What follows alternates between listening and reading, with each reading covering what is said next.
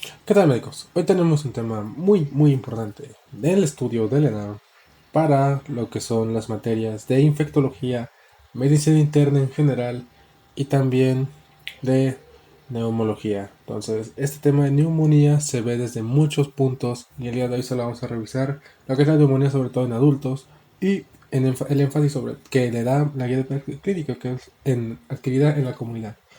Hablar de neumonía nosocomial no es tan importante para el ENARM. En mi examen no venía ninguna realmente sobre neumonía nosocomial, todas eran adquiridas en la comunidad. Entonces, y siempre ha sido así. No hay necesidad de meternos en problemas sobre esos agentes tan atípicos, ¿no? Acinetobacter, Legionella, Cándidas, cosas así. No, solo hay que enfocarnos propiamente en la neumonía adquirida en la comunidad. Entonces vamos a definirla, que de acuerdo a la Guía Clínica es una definición súper escueta, que no nos habla de nada, pero es lo que viene. Es una enfermedad infecciosa respiratoria que es aguda, es común y es potencialmente grave, y ya. O sea, obviamente la neumonía sabemos que es es una infección respiratoria, ¿no? Ya no estamos más, qué bueno. En la etiología vemos que hay dos muy importantes, dos agentes que tenemos que tener en cuenta siempre, la bacteriana y la viral. Ya, también hay atípicos obviamente, que puede ser por hongos, por parásitos y otras cosas. Sin embargo, la primera división que hay que tener siempre va a ser entre bacteriana y viral, y a partir de ahí podemos tener más subclasificaciones. Dentro de la bacteriana, la agente más importante y el que prácticamente todo el tiempo les van a preguntar, salvo que sea demasiado obvio que no es es Streptococcus pneumoniae. Toda neumonía adquirida en la comunidad, el primer agente que se les tiene que abrir en la cabeza es Streptococcus pneumoniae. Y como ven, este afecta el 21 al 39% de los casos. Es muy frecuente, muy probable que si tienen una neumonía adquirida en la comunidad de tipo bacteriano, sea por Streptococcus pneumoniae. Por eso lo primero que tienen que pensar es en él. Posteriormente sigue Staphylococcus aureus, que va en un 8%, y Haemophilus influenzae en un 1 a 10%. Y al lado de la viral, generalmente decíamos que la gente más frecuente era influenza. Sin embargo, de 2020 para acá, pues tenemos la pandemia por COVID-19 que ha desplazado por mucho a la influenza. Entonces, estos dos están peleando actualmente el podio. En niños podemos pensar en el virus sistema respiratorio y algunos otros agentes pueden ser para influenza, adenovirus, rinovirus y muchos otros, ¿no? Que si nos ponemos a platicar de ellos, pues nunca acabamos. Entonces, otra vez, lo más importante es que la bacteriana, tu primer agente en el que debes pensar es Streptococcus pneumoniae, y en la viral va a ser influenza o puede ser también COVID, aunque aún así en el renal se preguntó que era influenza. Entonces no hay pierde. En epidemiología vemos que el 40% de los infectados pueden requerir un ingreso hospitalario. Y hay factores de riesgo que te van a condicionar mayor probabilidad, ¿no? Esa es inmunosupresión, edad avanzada, desnutrición, de riesgo para microaspiraciones, ¿no? Como usuarios, bueno, drogadictos, alcohólicos, cosas así, o con déficit neurológico. Aproximadamente el 10% de estas personas que han ingresado van a pasar por unidad de cuidados intensivos porque la neumonía se va a complicar y tiene una mortalidad cercana al 10%, al menos es lo que reporta la Guía de Práctica Clínica Mexicana. Entonces, la clasificación puede ser intrahospitalaria, adquirida en la comunidad o asociada a los cuidados de la salud.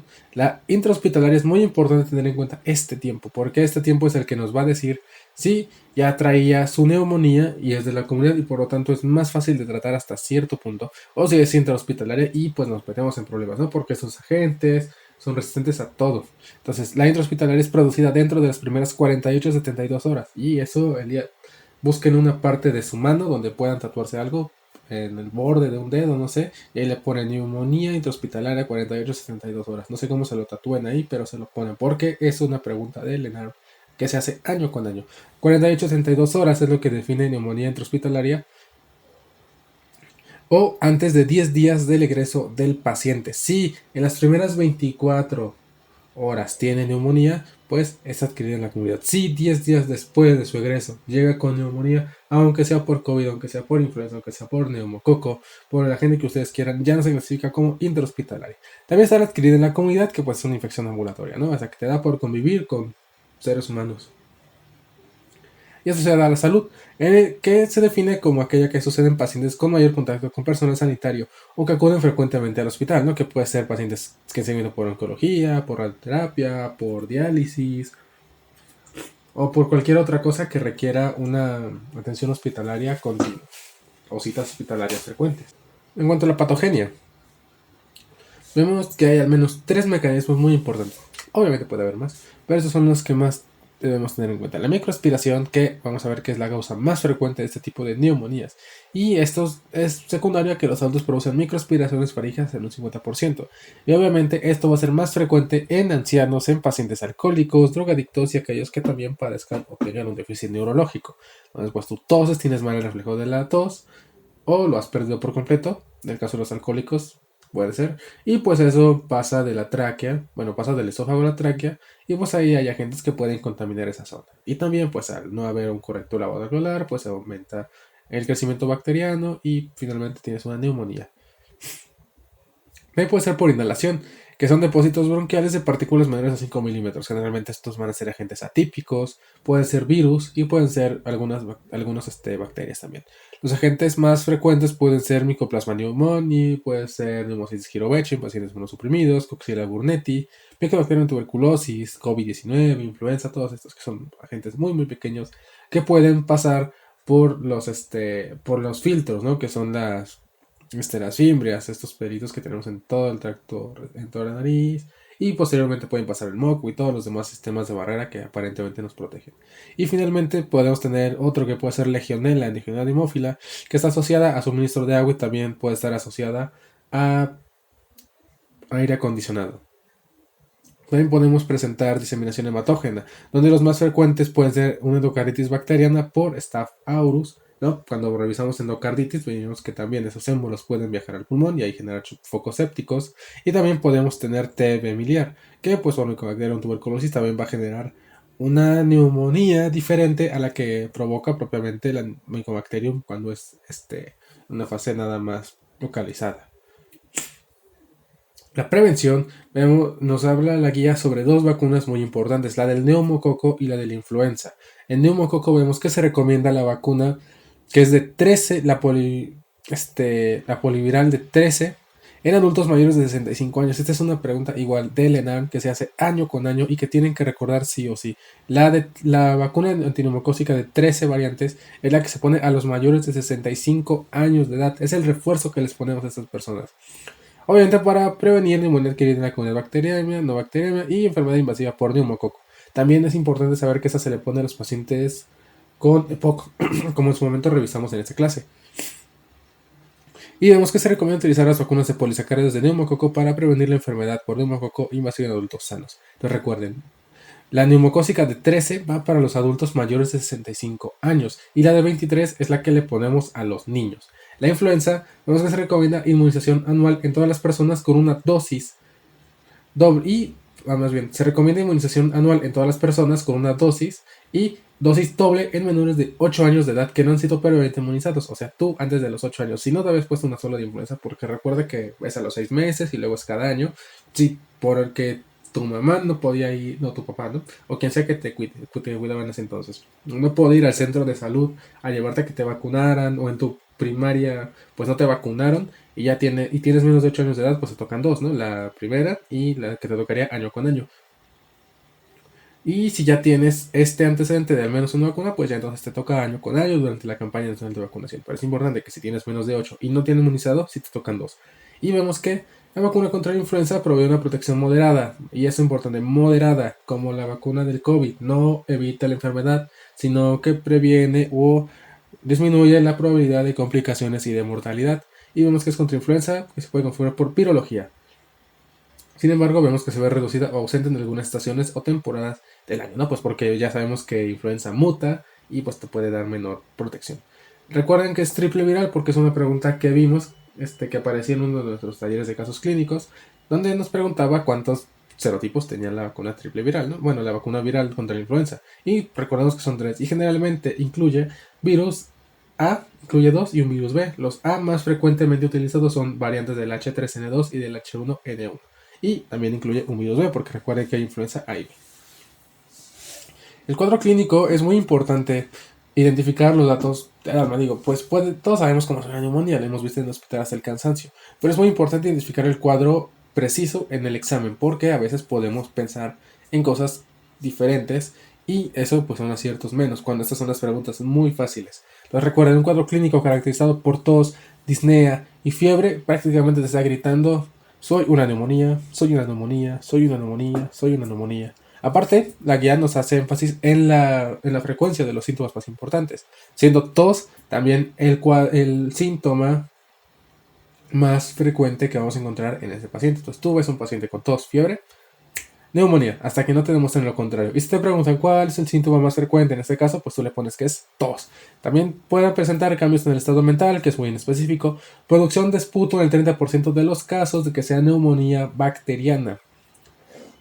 Pero pues eso nos habla de que si no produces esputo purulento, pues no quiere decir que no tengas neumonía bacteriana. Esa es la importancia de este apartado. También van a presentar disnea, no tiene frecuencia, o no hay reporte de la frecuencia, fiebre en un 28%, y también pueden mencionar dolor pleurítico, ¿no? Este dolor que es de tipo inspiratorio en la región anterior de tórax. Entonces vemos que la neumonía se caracteriza por un infiltrado pulmonar de nueva aparición en la radiografía de tórax. Es decir, si tú ya tenías probablemente secundaria COVID-19, digamos.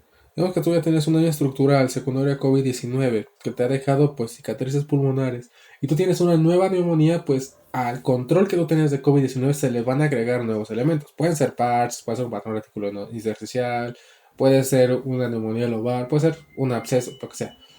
Lo importante es identificar que es un nuevo infiltrado. Difícilmente en el ENAR les van a poner imágenes comparativas y al caso les van a poner una pregunta que les va a decir: ¿tienes esta radiografía? ¿Qué ves? Esto se los digo más bien porque los exámenes de selección hospitales sí son exámenes muy complejos a veces y sí te pueden llegar a hacer este tipo de truco. Entonces tienes que estar muy atento a los cambios radiográficos para poder decidir si es o no una neumonía de nueva aparición. Y se va a acompañar de fiebre, tos, producción de esputo, ya quedamos que si es bacteriana, disnea o que es lo mismo falta de aire, hallazgos físicos de consolidación, ¿no? Que pues ya se lo saben ustedes. Disminución de los movimientos respiratorios, disminución del murmullo vesicular, vectoriloquia, todas esas sectores crepitantes, subcrepitantes, bla, bla, bla, ¿no? Todo eso lo podemos encontrar acá. Y también va a presentar, obviamente, leucocitos, ¿no? Leucocitos arriba de 10.000. Y vemos que el dolor torácico pleural y el estado confusional a menudo van a estar presentes. Obviamente esto cuando ya tienes un cuadro más tóxico, ¿no? Tu paciente ya está desaturando, que la fiebre ya es muy intensa, más allá de 39 y cosas así. Pero generalmente, pues, yo sé que ustedes han visto neumonías en urgencias y en medicina interna, y lo más probable es que sí tenga quizá esta alteración del estado mental, pero eso ya es un estadio más avanzado, ¿no? Difícilmente va a ser de debut. A menos que sea COVID, ¿no? Que sí, estaba muy feo.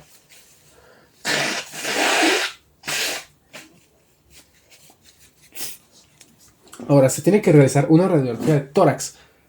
Entonces, aquí la guía nos hace énfasis en que lo primerito que vas a hacer con tu paciente que ya sospechas de neumonía es tomarle una tele de tórax. Ya, tienes tu tele de tórax para saber qué patrón puede ser el que esté causando tu neumonía o para descartar la neumonía en todo caso. Como vemos acá, si se requiere certeza diagnóstica en el manejo de un paciente con sospecha de neumonía, puede ser tu diagnóstico clínico y es válido. Pero si te preguntan cuál es el primer estudio que tiene que realizar en su paciente, es radiografía de tórax. Y vemos que se debe sospechar neumonía otra vez en todo paciente con fiebre, taquicardia, disminución de sonidos respiratorios, sensación de falta de aire y crepitantes en la auscultación. Otros signos y síntomas que nos pueden aparecer: fiebre, escalofríos, dificultad para respirar, sensibilidad en las luces, dolor de oído, tos, dolor en el pecho, dolor de garganta. Cosas de COVID. Ahora es muy importante hacer esta diferencia entre neumonía típica y atípica, porque literalmente la ENAM a veces solo te pregunta: ¿esto es neumonía típica o es neumonía atípica? ¿Cuál es la respuesta? Y es un regalo, la verdad. Entonces hay que tener en cuenta esos datos.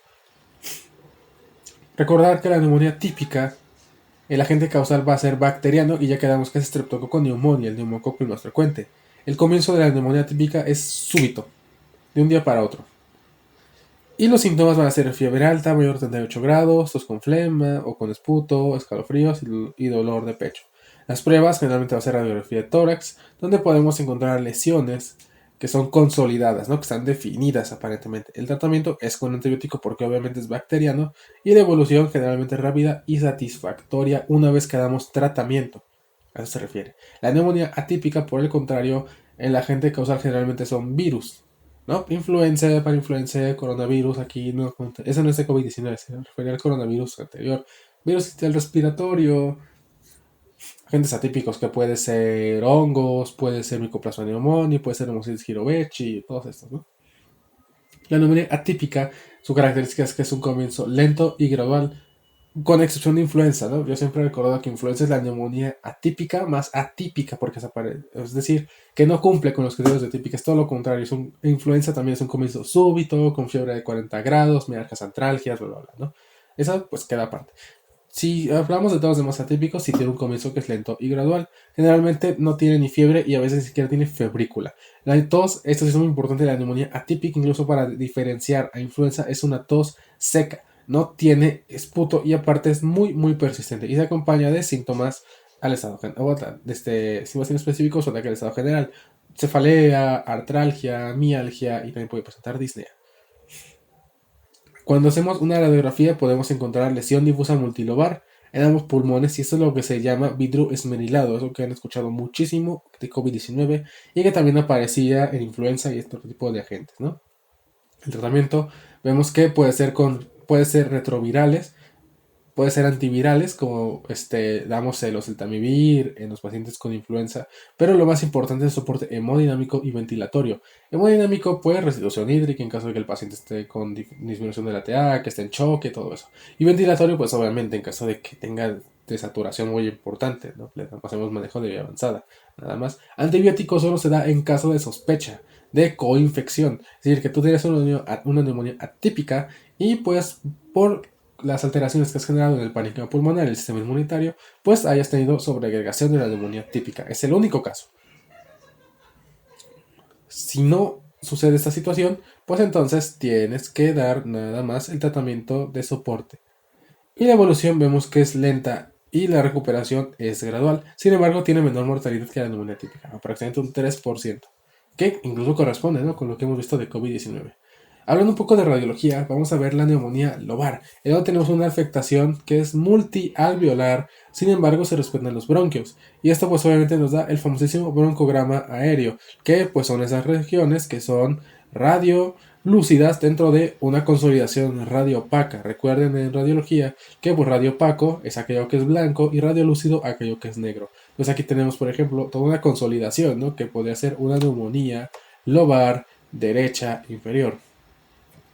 Perfecto, eso está muy bonito. Y vamos a saber que es una neumonía por neumococo, ya que la gente más frecuente en esa situación es Streptococcus pneumoniae, porque tiene esta región, esta línea que se ve acá de color negro, que es radiolúcida, y eso es el broncograma aéreo, que pues obviamente respeta a los bronquiolos y generalmente afecta un lóbulo en estadios iniciales. Estas radiografías que vamos a revisar son de estadios iniciales. Tu paciente llegó a urgencias, le pediste radiografía de tórax, te salió esto, nada más. Si la enfermedad sigue avanzando, pues todo eso se pierde. Recuerda que neumonía lobar, el agente más frecuente es Streptococcus pneumoniae. Cuando hablamos de la bronconeumonía, generalmente tenemos afectación alveolar y lo más importante es que es una afectación multifocal y vamos a estar afectados obviamente por Staphylococcus aureus, que es muy importante hacer el diferencial. Y como vemos acá no hay broncograma aéreo, pues porque no se está tomando todo el lóbulo por completo y también porque la afectación es generalizada. Entonces no vamos a presentar este tipo de lesión y como ven pues es multiparchada. Toda esta radiografía y dices, putas, ya está, ya valió. Y es porque generalmente es por Staph aureus, meticino resistente en muchos casos. Intersticial, vemos que es un patrón retículo nodular que es difuso, generalmente es bilateral y también puede parecer el famosísimo vidrio despulido. Le decimos retículo nodular pues porque se ve aumento de la trama vascular y aparte pues la afectación de las vías aéreas distales pues es así como en ramificaciones, eso es reticular. Y nodular pues como ven acá pues también tiene afectación localizada, entonces tiene el patrón retículo nodular, a eso se refiere. Y también si esto se acrecenta pues puede ser regiones como acá y como acá, que ya recuerdo más al virus despulido que nos ha hablado de COVID, o también antes de influenza. Agentes importantes que hay que diferenciar, entonces influenza número 1, COVID-19 en caso de querer tener, si decidan preguntar COVID porque del anterior solo te pedían pues diferenciar si cumplían los criterios epidemiológicos de COVID-19 y también puedes pensar en este caso en neumosis giroveche en pacientes inmunosuprimidos o Mycoplasma pneumoniae, ya saben, que es la neumonía atípica que le da a los jóvenes que a veces fuman o que están aparentemente sanos, en esos casos muy raros que luego vienen en los simuladores. Finalmente, la neumonía necrotizante, vamos a tener una región radiopaca en un área de condensación. Esto quiere decir que ese parénquima ya se perdió, como podemos ver acá, y es muy diferente al broncograma aéreo que estábamos revisando. Eso necrotizante es tejido que ya se licuó. Entonces este tejido nunca va a volver. Si el paciente se recupera de esa neumonía, pues lo único que va a quedar aquí es fibrosis. Y como pueden ver acá, pues no tiene que ver con el broncograma aéreo, ¿no? Estas son regiones pues como más encapsuladas, más redonditas. No tiene nada que ver con el broncograma, que pues era la imagen que veíamos aquí, ¿no? Alrededor de la condensación. Esta también pueden ser incluso abscesos pulmonares, más de 2 centímetros, y muchas veces se pueden aparecer en zonas de declive. En este caso es zona superior, pero también si buscan imágenes pueden ver que aparece en zonas basales. Los agentes más importantes son Staphylococcus, otra vez, muy importante, es el agente más frecuente. En pacientes inmunosuprimidos hay que pensar en Pseudomonas aeruginosa y también puede ser causado por Legionella. El diagnóstico también lo podemos apoyar de otros elementos. Por ejemplo, de contar con el recurso nos sugieren realizar tomografía computarizada de tórax. Esto en apoyo al diagnóstico de pacientes con neumonía adquirida en la comunidad. Y esta guía es de 2017, es decir, desde 2017 ya podíamos hacer TAC de tórax en caso de que sospecháramos de que tenía neumonía y la radiografía pues aparecía aparentemente normal o no podíamos evaluar correctamente el daño del paciente. Entonces, si ustedes en su hospital regional o como yo que sé en el Centro Médico Nacional tienen un tomógrafo y no pueden confirmar o no pueden evaluar adecuadamente la extensión de la lesión, pues entonces sí deberían solicitar un ataque de tórax, aunque sea simple, ¿no? Obviamente. Y se recomienda incluso la medición de procalcitonina y proteína C reactiva. Yo creo que esto sí lo han hecho mucho en medicina interna, entonces pues ya saben que si se vale, no es por molestar, no es que la PCR pues se suba porque se suba, sino que sí tiene una correlación clínica. Obviamente, en pacientes con neumonía, si a ti te llega un paciente con dolor torácico y le tomas PCR, pues no, eso está mal. Solo que ya estás sospechando de una neumonía, entonces sí, es correcto para seguimiento y para hacer una curva de la PCR. Y vemos que es útil para predecir desenlace y cómo apoya la selección de tratamiento en pacientes con NAC, porque por el valor de corte podemos orientar nuestra sospecha. Si estamos en una neumonía de tipo bacteriana, pues la procalcitonina generalmente va a ser mayor de 2 nanogramos. Aunque ya saben que generalmente lo clasificamos en bajo riesgo y alto riesgo, ¿no? Menos de 0.05 es bajo riesgo, más de 0.05 es alto riesgo. Pero cuando ya te dan más de 2, prácticamente te está diciendo que sí es algo bacteriano. ¿Qué bacteria? Quién sabe, pero sí es bacteriano. Y si la PCR es mayor a 100 miligramos sobre litro, pues entonces también te apoya tu diagnóstico de que la neumonía es bacteriana. Creo que en el ENAM no te preguntaban esto, pero yo me acuerdo que en los exámenes a hospitales sí te preguntaban el valor de la proca, de la PCR o la correlación de estos dos para neumonía bacteriana o viral. Por eso lo colocamos. Si es viral, pues probablemente te da una procalcitonina menor a 2 y una PCR menor a 20. La zona gris que queda es a criterio del médico. Si amerita o no amerita tratamiento antibiótico. Pero si de plano te sale una PCR menor de 20 y una proca de bajo riesgo, obviamente no es bacteriana, no le busques, piensa en otra cosa, porque vas a retrasar el tratamiento. Y en cuanto a los cultivos, vemos que se debe obtener el cultivo antes de iniciar antibiótico terapia. En caso de que pueda, si tu paciente ya está chocado, pues la verdad, intenta tomarle el hemocultivo antes de pasarle la terapia empírica, y si no, pues ya ni modo, le das. Y el uso principal es en pacientes con NAC severa para descartar, obviamente, agentes infecciosos que pueden generar bacteremia, como ya vimos, Staphylococcus, Pseudomonas aeruginosa y otros bacilos gram negativos, ¿no? Que pueden modificar la selección del tratamiento inicial, porque ahorita vamos a ver cuál es el que se da de primera línea. Y la tinción de Gram del esputo también puede ser útil para el diagnóstico etiológico temprano, pero obviamente, pues si tú le haces un Gram y te sale cocogram positivo, pues lo más probable es que sea Staphylococcus, pero y si te es catalasa positivo, pues ya fue, ¿no? Digo, catalasa negativo, pues ya fue. Pero aún así, te puede ayudar para orientar un poquito hacia cuál va a ser tu tratamiento intravenoso de elección. Y también se sugiere realizar cultivo de esputo en pacientes con NAC severa y que estén intubados, ¿no? Generalmente pones tu trampita y ya tienes tu cultivo y lo mandas al laboratorio y ya te dicen 3 días si creció o no creció algo. ¿No? Nada más con guantes porque si no se contamina. Y para ser válido, este esputo debe incluir al menos 25 polimorfonucleares y menos de 10 células epiteliales por campo. Pregunta del ENAM. Escalas de gravedad son muy importantes para decidir qué le vamos a hacer a nuestro paciente. Vemos que la guía de práctica clínica nos recomienda el CURV 65 o el PSI, pero bueno, el Pneumonia Severity Index pues está muy largo la verdad y no nos lo van a preguntar. Entonces concéntrese nada más en el CURV 65 o en el CRB 65 y vemos que esto es para estratificar el riesgo de mortalidad en pacientes adultos con NAC y también para decidir quién entra o no a hospitalización. ¿Por qué? Pues porque se satura el sistema y porque también ponemos en riesgo a una persona si la hospitalizamos y aparentemente estaba sano o no tan grave. Entonces, de acuerdo al CURP 65, se recomienda el ingreso hospitalario cuando la puntuación es superior a 1. Especialmente existen otros factores de gravedad asociados, como puede ser hipoxemia o presencia de infiltrados multilobulares en la radio de tórax. Entonces, desde aquí te estoy diciendo, paciente con hipoxemia o con infiltrados multilobulares, pasa directo a sala. Ni le tienes que hacer CURP 65. Si le haces CURP 65 y aparte tiene esto, pues más a tu favor. Entonces, ¿qué incluye el CURP 65? Recuerden que es una mnemotecnia que es de confusion o de confusión de Urate, de Boone, que es mayor de 19 miligramos sobre decilitro.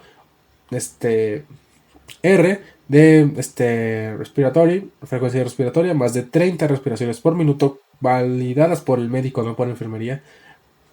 B de blood pressure, presión arterial sistólica menos de 90 o presión arterial diastólica menos de 60. No, se está medio chocando. Aunque, obviamente, en el contexto del paciente. Yo generalmente manejo esa presión menos de 90-60. Y eso no quiere decir que tenga neumonía. Y edad más de 65 años también es muy importante. Entonces, todo paciente con disnea, con desaturación, con dolor pleurítico, con tos y esputo purulento, y que tenga alguno de estos, pues entra en la escala Q65. Entonces hay que tener muy en cuenta los puntos de corte porque se preguntan. Esta sí es muy, muy importante. Q65. Si utilizamos esta, que nos pide el nitrógeno ureico, de ahí la importancia de saber cuál vamos a utilizar. De 0 a 1 se considera un puntaje de leve, es decir, es de bajo riesgo y su tratamiento va a ser ambulatorio. 2 puntos va a ser una neumonía de tipo moderada y se recomienda una estancia hospitalaria corta o tratamiento en casa bajo supervisión estricta. Sin embargo, pues prácticamente todos van a ser hospitalarios porque no confiamos en los familiares y muchas veces, pues como no son médicos, pues no lo pueden llevar a cabo correctamente. Entendible. Pero lo más importante es que a los pacientes se les da un esquema antibiótico corto. Y cuando estamos ante un valor de más de 3, pues ya se considera severa y es una neumonía grave que se tiene que hospitalizar y dependiendo las cualidades de nuestro paciente, pues incluso puede ingresar a la UCI.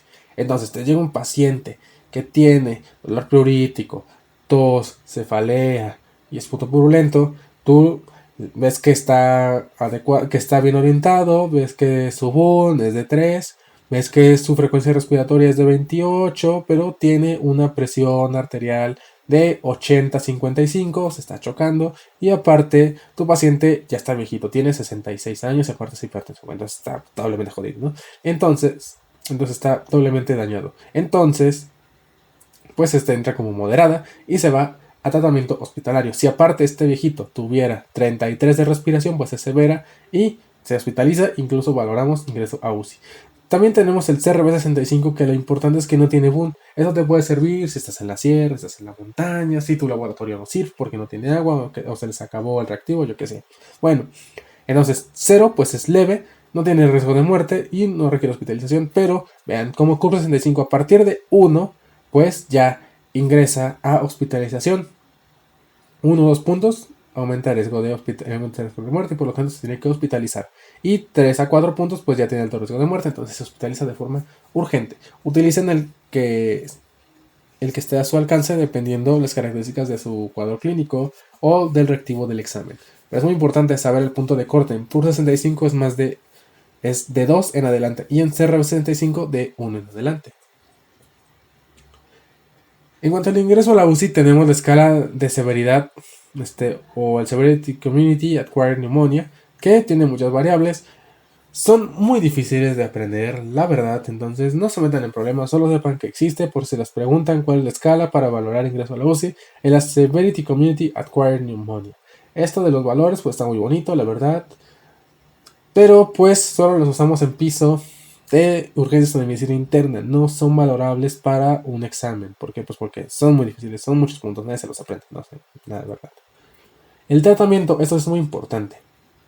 Lo primero que nos recomienda la guía es que los pacientes que tienen una saturación de oxígeno menor al 94% y vean este corte menor de 94 en 2017 todavía, deben ser considerados para suplementación de oxígeno, aún sin condiciones médicas preexistentes o comorbilidades. ¿Por qué le parece que clínica el corte sigue siendo 94? Está atrasado, pero pues ni modo, por si se los preguntan. Y se debe tomar en cuenta la epidemiología local, antecedentes de viajes, otras pistas epidemiológicas y clínicas al seleccionar un régimen empírico. O sea, dependiendo, si tú fuiste a al estado, no sé, de Durango, y ahí en el reporte epidemiológico semanal dice que hay neumonía, que hay muchos casos de neumonía por neumococo, y tú y tú vuelves a la Ciudad de México o a Monterrey o donde sea que estuvieras, y te apareces con datos de neumonía, le dices a tu médico, oiga, es que yo te voy a preguntar viajes recientes, no sé qué, sí, doctor, fíjese que fui por ahí al norte, a Mazatlán, qué sé yo, y pues aparte, entonces ya el médico va a decir, ah, bueno, de acuerdo al reporte epidemiológico, bla, bla, bla. Entonces,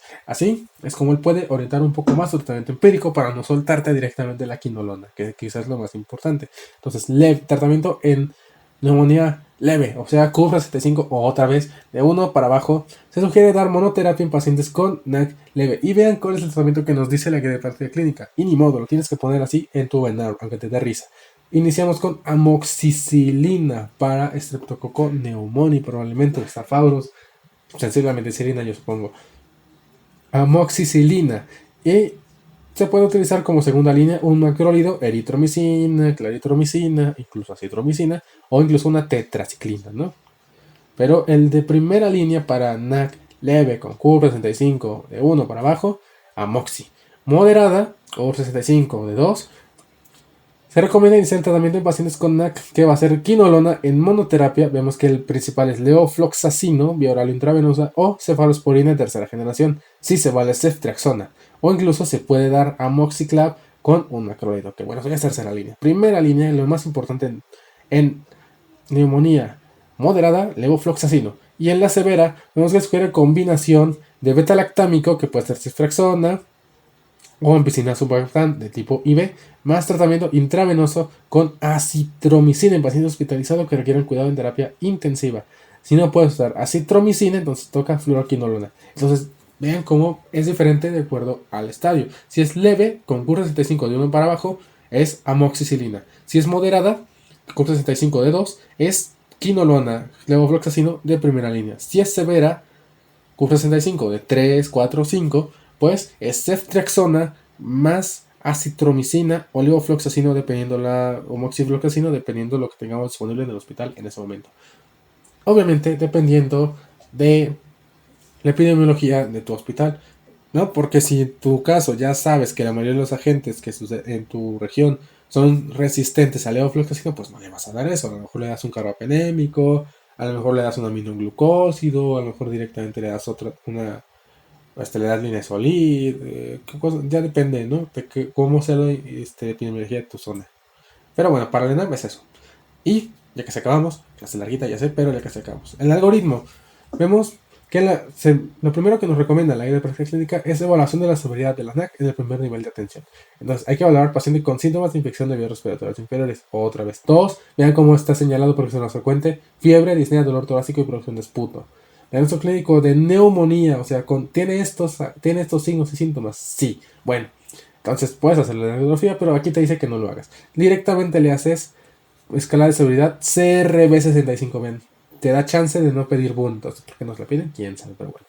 CRB65. CRB65 0, pues es leve, ¿no? Porque quedamos que CRB era uno menos. Entonces, tratamiento ambulatorio, antibiótico bioral, amoxicilina. Moderada de 1 a 2 de CRB, porque no tenemos boom. Valorar referencia según el nivel de atención.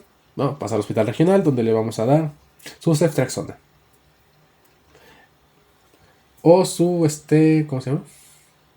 O su quinolona. Y si es severa, 3 o 4 puntos, pues administración hospitalaria urgente. Iniciamos antibiótico empírico. Ya vimos que le vamos a dar, recuerden, ceftriaxona o a lo mejor ampicilina sulfactam. Lo importante es que tiene que ser un beta-lactámico más acitromicina o levofloxacino, a dosis más alta. Muy bien, tenemos diagnóstico de neumonía adquirida en la comunidad. Como estamos en adultos, pues dice adulto más de 19 años con cuadro sugestivo de neumonía. Se confirma diagnóstico. Entonces le vamos a pedir una BH, un BUN, un cultivo y tinción de grano en esputo, hemocultivo y gasometría arterial para valorar estado ácido-base y todas esas cosas, ¿no? Y saturación también. Sospecha de neumonía atípica. Sí, solicitamos antígeno urinario para legionela, en caso de neumonía atípica, ¿no? Patrón virusmerilado, con cuadro progresivo, bla, bla, bla. También puede ser inmunoensayo, inmunofluorescencia o PCR directamente para buscar sus agentes atípicos que pues no nos van a salir por cultivo. Si no es el caso de una neumonía atípica, entonces solicitamos radiografía de tórax. para identificar si va a ser lobar, de focos múltiples, miliar, tuberculosa, bla, bla, bla, ¿no? Estadificamos severidad de CURP-65 y, otra vez, tiene al menos 2 criterios de CURP, porque quedamos que de 2 para arriba se hospitaliza, ingresa a hospital, iniciar tratamiento empírico, nada más. Aquí tenemos una tablita, que no sé por qué le puse aquí el algoritmo, pero es muy importante revisarla porque nos habla de los tratamientos de primera y segunda línea para los agentes más importantes. ¿Cuál es lo que tenemos que tener en cuenta? Estreptococcus pneumoniae, el tratamiento de primera línea, otra vez es amoxicilina, porque coincide justamente con lo que dice la GPC. Y de segunda línea puede ser otra cefalosporina, una clindamicina, una ceftriaxona. Mycoplasma pneumoniae, pues se da macrólidos, porque recuerden que es atípico. Oxela burnetii, doxiciclina, legionela es una fluoroquinolona, Haemophilus influenzae, amoxiclav generalmente. En enterobacterias gram negativas podemos utilizar ceftriaxona, pero lo más frecuente es que usemos una fluoroquinolona. Pseudomonas aeruginosa, pues ya saben, ceftazidima con amicacina, o si tenemos a nuestro alcance piperacilina, tazobactam, pues todavía mejor. Staph aureus meticilino sensible, pues como es meticilino sensible, doxiciclina. Y si es meticilino resistente, pues vancomicina. Y finalmente, neumonía por broncoaspiración, pues amoxiclav o amoxicilolita. Si no, pues podemos tener clindamicina, sin ningún problema. Y eso fue todo. Esa es la clase de neumonía. Por favor, revísenla muchas veces. Estoy seguro de que les va a dar al menos 5 puntos en su análisis. Sí, o si no es que muchos más, la verdad. Entonces, este tema sí o sí lo tienen que dominar. Es de los temas claves, fundamentales, que todo médico debe dominar al derecho y al revés. Entonces, tómenlo mucho en cuenta, les va a servir mucho para su práctica, incluso para que no tengan que llamar al internista para iniciar tratamiento empírico para una neumonía y su paciente sobreviva a su hospitalización. También, pues, otra vez, les va a dar muchísimos puntos de estudiar. Entonces, estudienlo mucho. Síganos en las redes sociales. Seguimos subiendo mucho material de estudio. Y, pues, suscríbanse al canal porque seguimos subiendo clases en lo que ya nos queda, lo poco del módulo de infecto y el próximo que es de cirugía. Nada más que por mi parte.